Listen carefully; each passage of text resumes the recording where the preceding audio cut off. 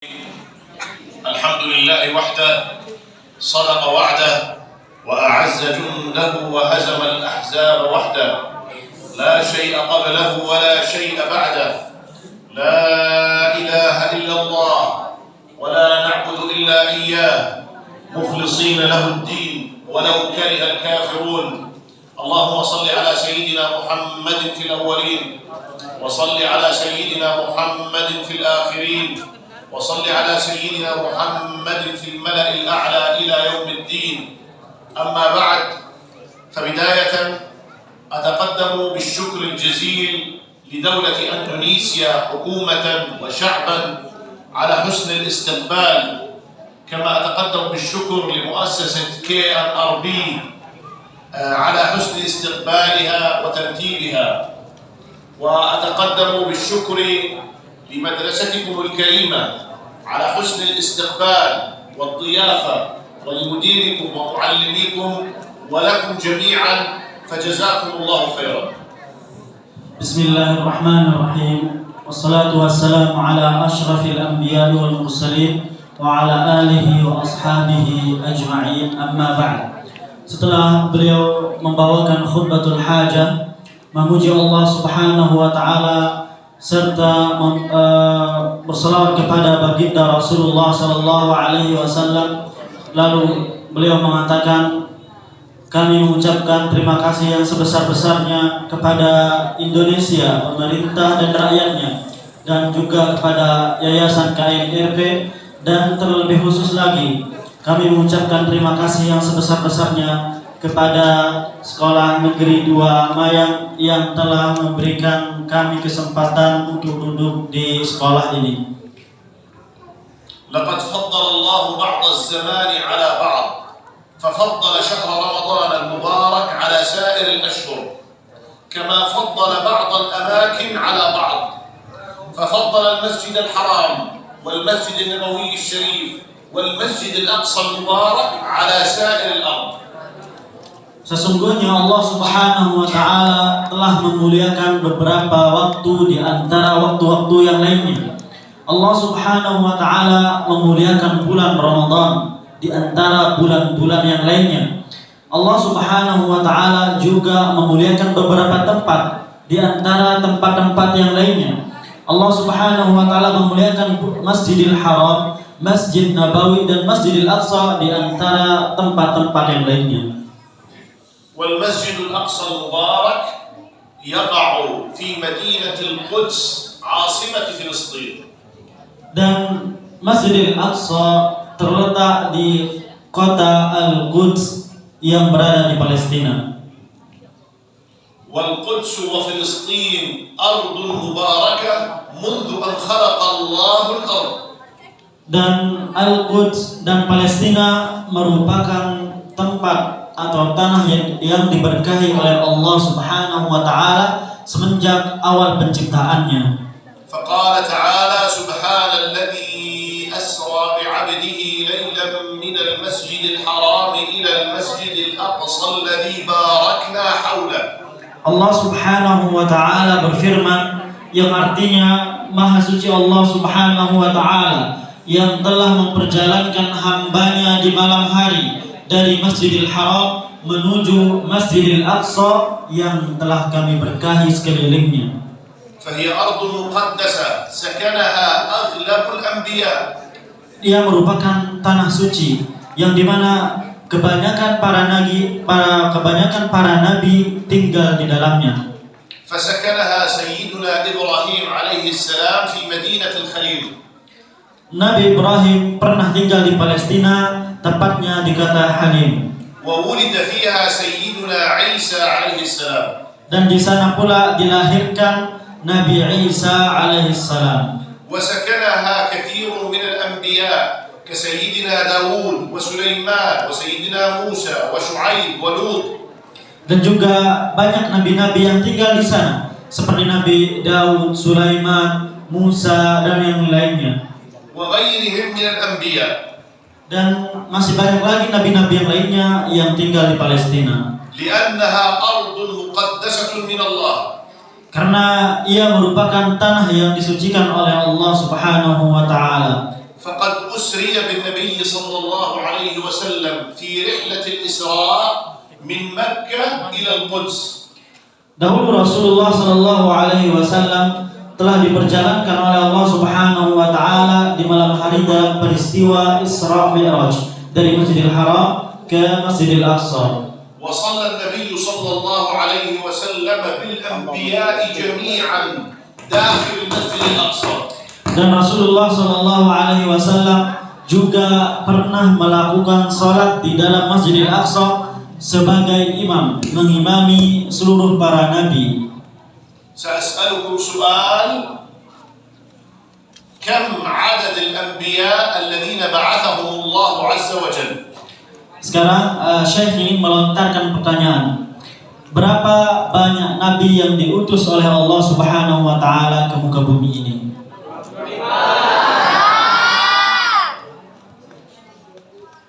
هؤلاء 25 الذين ذكرهم الله في القرآن، ولكن هناك أنبياء كثير لم يذكروا في القرآن. قال الله تعالى: منهم من قصصنا عليك ومنهم من لم نقصصهم عليك. Jadi yang 25 itu adalah nabi yang disebutkan dan diceritakan di dalam Al-Quran. Akan tetapi masih banyak nabi-nabi yang tidak disebutkan di dalam Al-Quran. Sebagaimana firman Allah Subhanahu wa taala di dalam Al-Quran yang artinya di antara mereka ada yang kami ceritakan dan di antara mereka juga ada yang kami tidak ceritakan di dalam Al-Quran. فكم عدد الأنبياء؟ Jadi berapa banyak seluruh nabi yang diceritakan di dalam Al-Quran dan yang tidak diceritakan di dalam Al-Quran? من دون استخدام جوجل. Tidak boleh meminta bantuan kepada Google.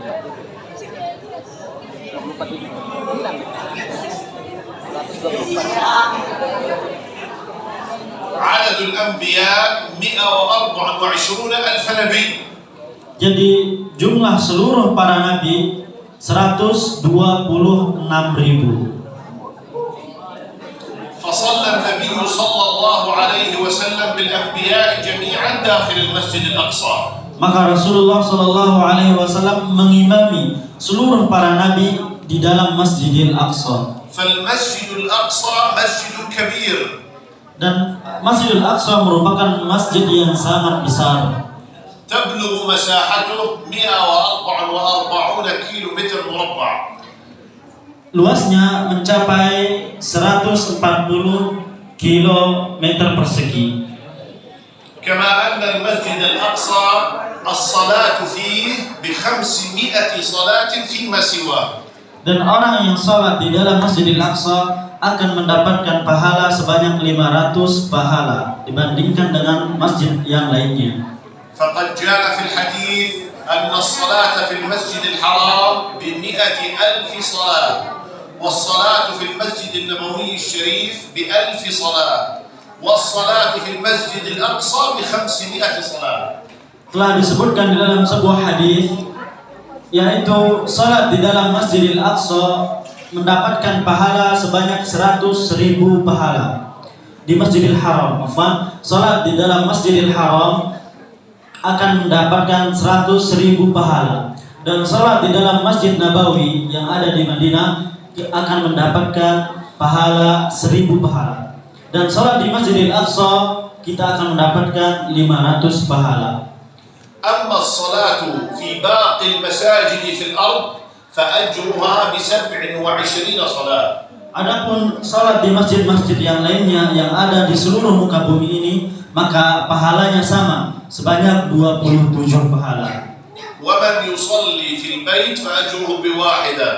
Jadi orang yang salat sendirian di rumah yang laki-laki maka pahalanya cuma 1. فحافظوا على صلاة الجماعة. Maka oleh karenanya selalu jaga salat jamaah. مما ذكرنا وقلنا فإذا المسجد الأقصى حق خالص للمسلمين. Oleh karenanya setelah paparan yang tadi, maka Masjidil Aqsa merupakan kepemilikan murni kaum muslimin. ليس لليهود شيء منها.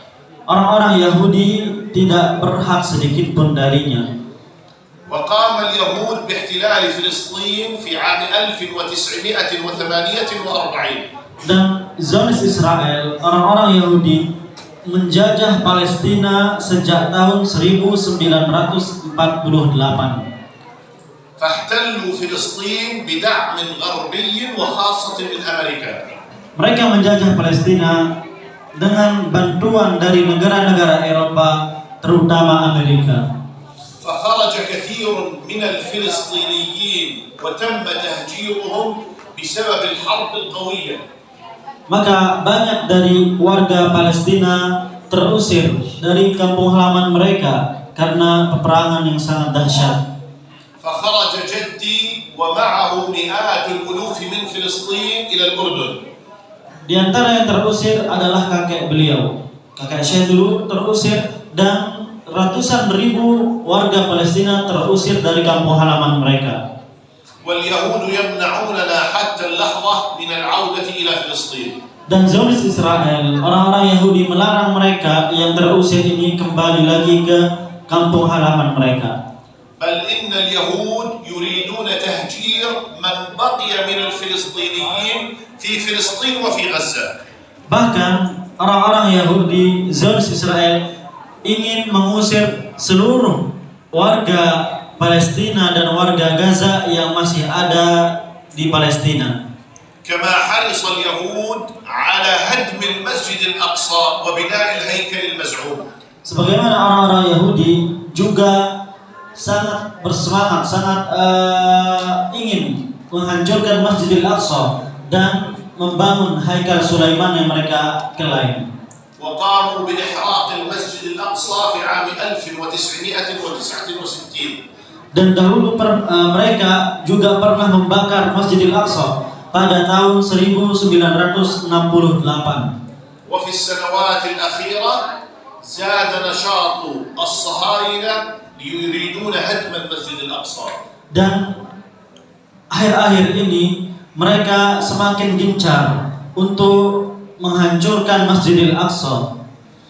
مما ذكرنا نعرف أن المسجد الأقصى وفلسطين لكل المسلمين. Oleh karenanya Masjidil Aqsa merupakan kepemilikan seluruh kaum muslimin. وواجب تحريره على كل المسلمين كل حسب استطاعته. Oleh karenanya kewajiban untuk memerdekakan dan membebaskan Palestina adalah kewajiban bagi seluruh kaum muslimin sesuai dengan kemampuannya masing-masing. ولذلك قام إخوانكم في غزة بحرب اسمها طوفان الأقصى للدفاع عن الأقصى. Oleh karenanya saudara-saudara kita yang ada di Gaza, Palestina, mereka melakukan penyerangan yang disebut dengan peperangan Tufanul Aqsa untuk menjaga Masjidil Aqsa dari orang-orang Yahudi. فهزموا اليهود شر هزيمة. Maka mereka mampu mengalahkan sebagian besar tentara orang-orang Yahudi. فقتلوا الكثير من الجنود الصهيونيين وأسروا الكثير.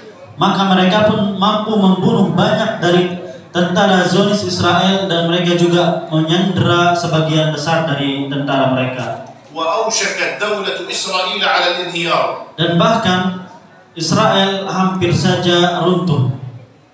ولكن أمريكا والدول الغربية ساعدت إسرائيل وأعطتها السلاح والطيران والمال. Akan tetapi orang-orang Barat, terutama Amerika, memberikan bantuan kepada Israel dengan bantuan yang sangat besar. Mereka mengirimkan pesawat tempur, rudal, bom dan yang lain-lainnya. فقاموا بحرب مدمرة جدا على غزة. Maka mereka pun melakukan peperangan dan menghancurkan kota Gaza. فاستشهد أكثر من 50,000. Maka telah meninggal dari saudara-saudara kita lebih dari 50.000 jiwa. معظمهم من النساء والأطفال. Sebagian besar di antara mereka dari kalangan anak-anak kecil dan para perempuan. وجرح أكثر من 120,000 معظمهم من النساء والأطفال. Dan juga yang terkena luka parah lebih dari 120.000 orang. Dan kebanyakan mereka dari anak-anak kecil dan wanita. وهناك من الجرحى 25,000 فقدوا أطرافهم كأيديهم وأرجلهم. Dan sekitar 25.000 korban, tangan mereka dan kaki mereka putus dari badan mereka. وقام اليهود بتدمير أكثر من نصف غزة. Dan mereka, yaitu orang-orang Yahudi, menghancurkan lebih dari setengah kota Gaza. فهدموا أكثر من 200,000 بيت. Mereka menghancurkan lebih dari 200.000 rumah. وكثير من أهلنا في قطاع غزة يعيشون في خيم أو حتى في الشارع لا يجدون مكانا حتى يعيشوا فيه. Oleh karenanya banyak saudara-saudara kita yang ada di Gaza tinggal di perkemahan, bahkan ada yang tinggal di pinggir jalan. كما أنهم يعانون من حصار شديد من اليهود فمنعوا إدخال الطعام والشراب والدواء.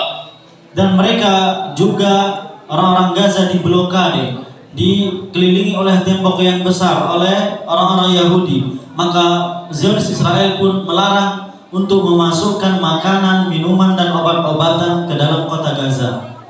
كما أنهم قطعوا الكهرباء والماء ومنعوا إدخال الوقود.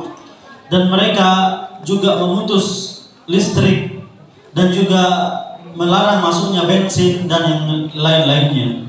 فلا يوجد وسائل للتدفئة. Maka tidak ada sesuatu yang digunakan untuk menghangatkan diri untuk mereka. حتى أنه قبل عدة أسابيع مات أطفال من شدة البرد. Beberapa minggu yang lalu, banyak anak kecil yang masih bayi meninggal dunia akibat kedinginan. كما أن اليهود قتلوا الأطفال الرضع.